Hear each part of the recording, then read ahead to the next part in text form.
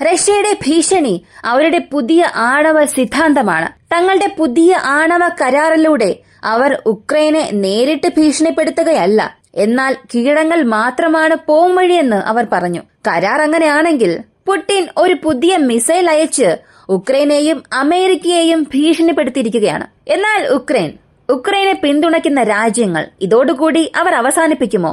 സാധ്യതയില്ല. അതിന് ധാരാളം തെളിവുകളുമുണ്ട്. ആ തെളിവുകൾ എന്തെല്ലാം? ഉക്രൈന് എന്ത് ഗുണമാണ് സംഭവിക്കാൻ പോകുന്നത്? ആരാണ് പുടിനെതിരെ സംസാരിച്ചത്? എന്താണ് അവരുടെ പദ്ധതി?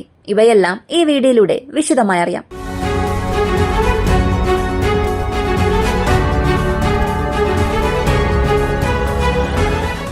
ജർമ്മനിയുടെ WW3 പ്ലാൻ 1000 പേജുകളടങ്ങിയ ഒരു പദ്ധതി അവർ ആസൂത്രണം ചെയ്തു വച്ചിട്ടുണ്ട്. അടിസ്ഥാന സൗകര്യങ്ങൾ സംരക്ഷിക്കുക, ഏതൊക്കെ പ്രദേശങ്ങളെ പിടിച്ചെടുക്കണം, ജർമ്മനിക്ക് ചുറ്റും ഒരുപാട് കവച വാഹനങ്ങൾ ഉണ്ടായിരിക്കണം, ഇങ്ങനെ എല്ലാം തികഞ്ഞ ഒരു പദ്ധതി. എന്തുകൊണ്ട് ജർമ്മനി ഇങ്ങനൊരു പദ്ധതി തയ്യാറാക്കിയെന്ന് ആർക്കും തന്നെ അറിയില്ല. കാരണം ജർമ്മനിയുടെ സമ്പദ് വ്യവസ്ഥ അങ്ങനെ താഴത്തെ നിലയിലാണ്. നിരവധി കമ്പനികൾ ജർമ്മനി വിടുകയാണ്. എന്നിട്ടും ജർമ്മനി ഒരു പദ്ധതി തയ്യാറാക്കി. ആ ഡോക്യുമെന്റ് ലീക്കായി എന്ന് പറയുമ്പോൾ ഈ ലോക രാഷ്ട്രീയം നിങ്ങൾക്ക് എത്രത്തോളം മനസ്സിലാക്കാൻ കഴിയും എന്നതിന്റെ ഒരു സാമ്പിൾ മാത്രമാണ്. അതിനാൽ നമ്മൾ വിചാരിക്കുന്നതിലും കൂടുതൽ, നമ്മൾ കാണുന്നതിലും കൂടുതൽ ലോക രാജ്യങ്ങൾ, ലോക നേതാക്കൾ ഈ യുദ്ധത്തെ വളരെ ശ്രദ്ധയോടുകൂടിയാണ് നോക്കുന്നത്. നമ്മൾ 3ാം ലോക മഹായുദ്ധത്തിലാണ് എന്ന് പല നേതാക്കൾ പറഞ്ഞു. അതെ, നമ്മൾ 3ാം ലോക മഹായുദ്ധത്തിലാണ്. 1ാം ലോകമഹായുദ്ധവും 2ാം ലോകമഹായുദ്ധവും ഇതുപോലെ തന്നെയായിരുന്നു. തങ്ങൾ ഒരു ലോക യുദ്ധത്തിലെ ആണെന്ന് അവർ കരുതിയിട്ടേ ഉണ്ടാവുകയില്ല. അങ്ങനെ ഒരവസ്ഥയിലാണ് നമ്മളിപ്പോഴുള്ളത്. നമ്മളും അങ്ങനെ ഒരു അവസ്ഥയിലാണോ എന്നാണ് പലരും ഇപ്പോൾ ചോദിക്കുന്നത്. ആ സാഹചര്യം ഇല്ലെങ്കിൽ എന്തുകൊണ്ട് ജർമ്മനി ഈ പ്രദേശങ്ങളെ പിടിച്ചെടുക്കാൻ പെട്ടെന്ന് ഒരു പദ്ധതി തയ്യാറാക്കണം?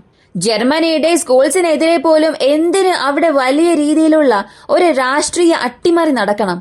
വീണ്ടും ജർമ്മനി തീർച്ചയായും ഞങ്ങൾ ടോറസ് എന്ന ലോങ് റേഞ്ച് വെപ്പൺസ് ഉക്രൈന് നൽകുമെന്ന് ഒരു വാഗ്ദാനം കൊടുത്തിട്ടുണ്ട്. ഇവയെല്ലാം കണക്ടിംഗ് ദ ഡോട്ട്സ് ആണ്. അടുത്തിടെ ജർമ്മനി ചെയ്തത് ടൊയോട്ടോ ലാൻഡ് ക്രൂയിസർ, അതിൽ ആയുധങ്ങൾ നിറച്ച് അതിർത്തി സുരക്ഷാ സേനയായ ഉക്രൈൻ സൈനികർക്ക് നൽകിയിട്ടുണ്ട്. ഇതുപോലെ ടൊയോട്ടോ ലാൻഡ് ക്രൂയിസർ കൂടുതൽ നൽകുമെന്ന് ജർമ്മനി ഒരു വാഗ്ദാനവും നൽകി. ഇതുമാത്രമല്ല, ആയിരക്കണക്കിന് മിസൈൽസും ഡ്രോൺസും ഉക്രൈന് നൽകാൻ തങ്ങൾ പ്രതിബദ്ധരാണെന്ന് ജർമ്മനി പ്രഖ്യാപിച്ചു. അതിനാൽ ജർമ്മനിയുടെ ഈ ഒരു പ്രഖ്യാപനം ശരിക്കും ഒരു സ്പെഷ്യലായ ഒരു പ്രഖ്യാപനം തന്നെയാണ്. അവരുടെ നാട്ടിൽ എന്തൊക്കെ പ്രശ്നങ്ങൾ ഉണ്ടായാലും, അവരുടെ ബജറ്റിൽ എന്തൊക്കെ പ്രശ്നങ്ങൾ ഉണ്ടായാലും അതൊന്നും ഒരു പ്രശ്നമേ അല്ല. ഉക്രൈനെ സഹായിക്കാൻ പോകുന്നു, അത് മാത്രം ഉറപ്പ്. എന്നാൽ ഡൊണാൾഡ് ട്രംപ് പ്രസിഡന്റായി മാറുമ്പോൾ വീണ്ടും ഈ കളികളെല്ലാം ചൂടുപിടിക്കാൻ തുടങ്ങും. ആ കളിക്ക് അമേരിക്കയെ ബലിയാടാക്കുന്നതിന് പകരം യൂറോപ്യൻ യൂണിയനെ ബലിയാടാക്കാനാണ് എല്ലാവരും ശ്രമിക്കുന്നത്. അങ്ങനെ ബലിയാടാകാൻ പോകുന്ന യൂറോപ്യൻ യൂണിയനിൽ ആരാണ് നേതാവ് എന്ന മത്സരം നടക്കാൻ പോകുന്നു. ആ മത്സരത്തിൽ ജർമ്മനിയായ ഞങ്ങൾ ജയിക്കുകയും നിങ്ങൾ തോൽക്കുകയും ചെയ്യുമെന്ന് ജർമ്മനി തന്നെ പറയുന്നു. യൂറോപ്യൻ യൂണിയനിൽ ഉക്രൈനെ സഹായിക്കാൻ കഴിയുന്ന ഒരേയൊരു രാജ്യം ജർമ്മനി എന്നാണ് ജർമ്മനി തന്നെ പറയുന്നത്. അതുകൊണ്ടാണ് ജർമ്മനി ഇതിനെ സ്വന്തം പ്രശ്നമായി കാണുന്നത്. അവർ അതിനെ സ്വന്തം ഈഗോ ആയി കാണുന്നു. മറ്റു രാജ്യങ്ങൾ ഇനി ഉക്രൈനെ പിന്തുണയ്ക്കാൻ പോകുന്നില്ല. പാശ്ചാത്യ രാജ്യങ്ങൾ വരില്ല. യൂറോപ്യൻ രാജ്യങ്ങൾ മാത്രമേ ഇനി ഉക്രൈനെ സംരക്ഷിക്കുകയുള്ളൂ. അതിന് താൻ മാത്രമാണ് ശരിയായ നേതാവ് എന്ന് ജർമ്മനി വിശ്വസിക്കാൻ തുടങ്ങി. ഭാവിയിൽ എന്ത് സംഭവിക്കാൻ പോകുന്നുവെന്ന് കണ്ടു തന്നെ അറിയാം. എന്നാൽ റഷ്യ ചെറുതായി ഒന്ന് ജർമ്മനിയെ അടിച്ചിട്ട് നിങ്ങൾ വെറുതെ ഇരിക്കണം എന്ന് പറഞ്ഞാൽ നടക്കുമോ എന്ന് ചോദിച്ചാൽ, ജർമ്മനി റഷ്യയ്ക്ക് അത്രത്തോളം ഒന്നും ഇടം നൽകിയിട്ടില്ല. നോർഡ് സ്ട്രീം 1, നോർഡ് സ്ട്രീം 2 പല ബില്യൺ അമേരിക്കൻ ഡോളർ പ്രോജക്റ്റ് പോലും വേണ്ട എന്ന് മാറ്റിവെച്ചവരാണ് ജർമ്മനി. അങ്ങനെയാണെങ്കിൽ ജർമ്മനി മാത്രമാണോ ഉക്രൈനെ സഹായിക്കുക എന്ന് ചോദിച്ചാൽ ഇല്ല. അടുത്തു വന്നത് സ്വീഡനാണ്.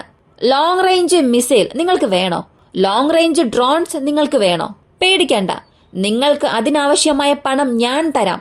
നിങ്ങളുടെ സ്വന്തം രാജ്യത്ത് ഒരു ദീർഘദൂര മിസൈൽ നിങ്ങൾ തന്നെ നിർമ്മിക്കുക എന്ന് സ്വീഡൻ ഒരു വാക്ക് കൊടുത്തു.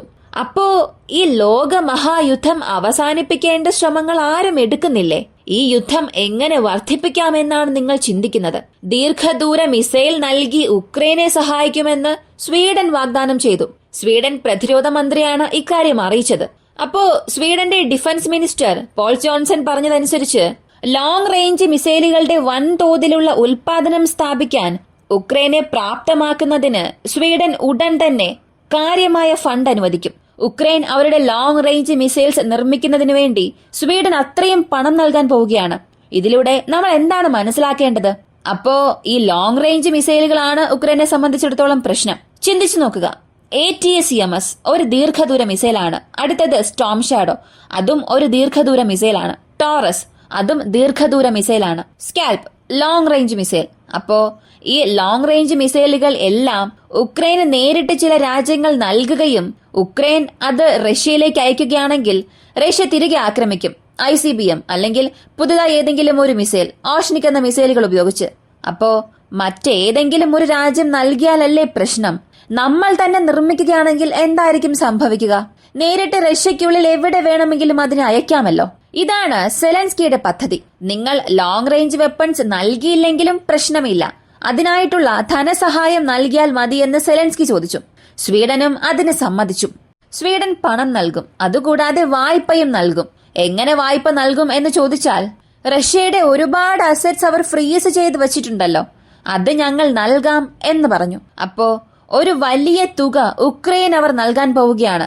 ഉക്രൈന് ലഭിക്കുന്ന ഈ ഒരു ഫണ്ട് ഉപയോഗിച്ച് അവർ ആഭ്യന്തരമായി തന്നെ ലോങ് റേഞ്ച് മിസൈൽസുകളുടെ എണ്ണം വർദ്ധിപ്പിക്കാൻ പോകുന്നു.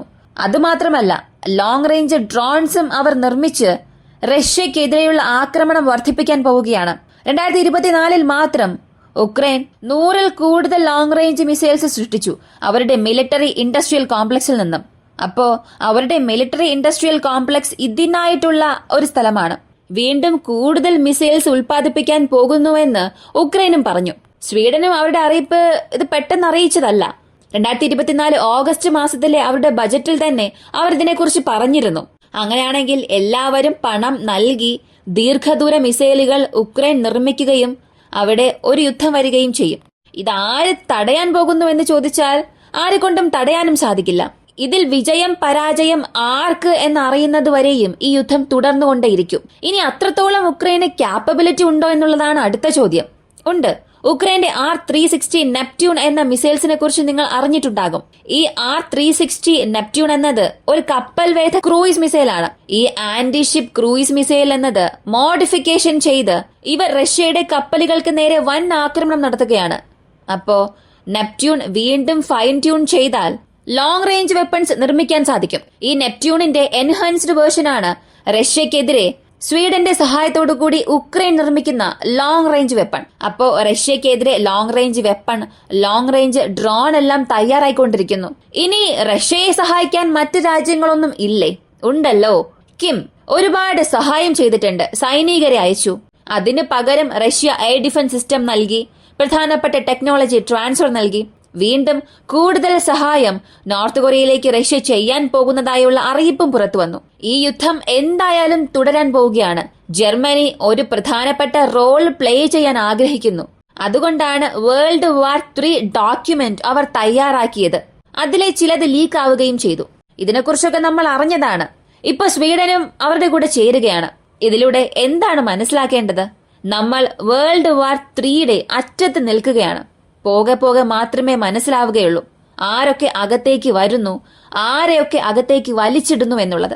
ഈ ഒരു വീഡിയോയെ കുറിച്ചുള്ള നിങ്ങളുടെ അഭിപ്രായം കമന്റിൽ പറയുക. ഇങ്ങനെയുള്ള വീഡിയോസ് കാണാൻ താല്പര്യമുള്ളവർ നമ്മുടെ ചാനൽ ഇപ്പൊ തന്നെ സബ്സ്ക്രൈബ് ചെയ്യുക.